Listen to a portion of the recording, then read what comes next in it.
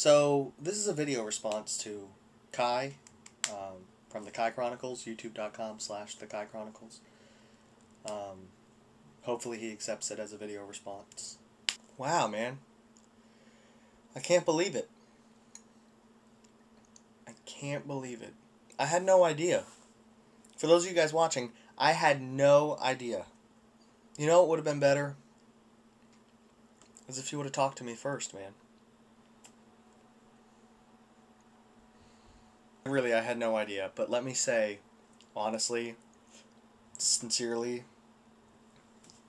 I am truly, truly sorry that you were just a jerk. I mean, who posts something like that on YouTube before even talking to the person that you're fighting with?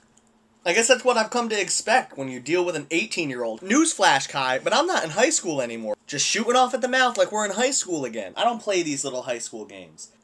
I think Nathan says it best. Nathan, take it away. Don't be mean to my mommy. You didn't get the whole story. How convenient Kai left things out. I'm very sorry, but you're a big dick. Why would you post it on YouTube and why would you talk it on me first? You should have talked to me first. So, goodbye. I mean, really, how old are we? How old are we, Kai? Guys, does it really sound like me to say the F word? You never get the whole story. Kai left out a bunch. And that's what I always get upset about when I watch these YouTube videos talking bad about their friends. Because you only get one side of the story. Most of the time, the YouTubers' friends aren't YouTubers themselves. So you never get to hear both sides. So Kai, here's your downfall. I'm going to tell my side of the story. And then let people judge who's right and who's wrong. Personally, I'm a mature guy. I can admit when I'm wrong. You stretch the truth. Here's the other half of the story that Kai conveniently left out. We were talking through Skype. And we were talking about ideas for different things. And he got mad at me because I told him, well, now that we found out Shady Carl's record is like 61 point something hours, I'm going to go ahead and try and do 72 hours on Blog TV. As my first big, hey, welcome, I'm going on Blog TV. Well, then he got upset with that because he said, well, you're just copying me, trying to do my 50-hour vlog.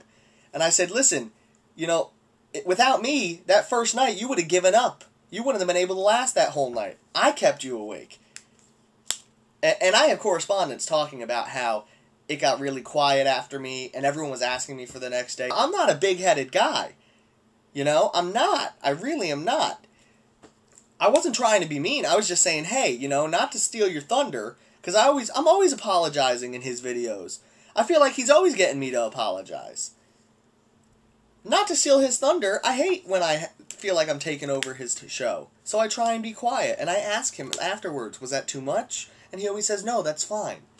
Well, this time, he gets upset with me because I said, I'm going to try for 72 hours. And he's like, what are you trying to upstage me? Why don't you come up with your own idea?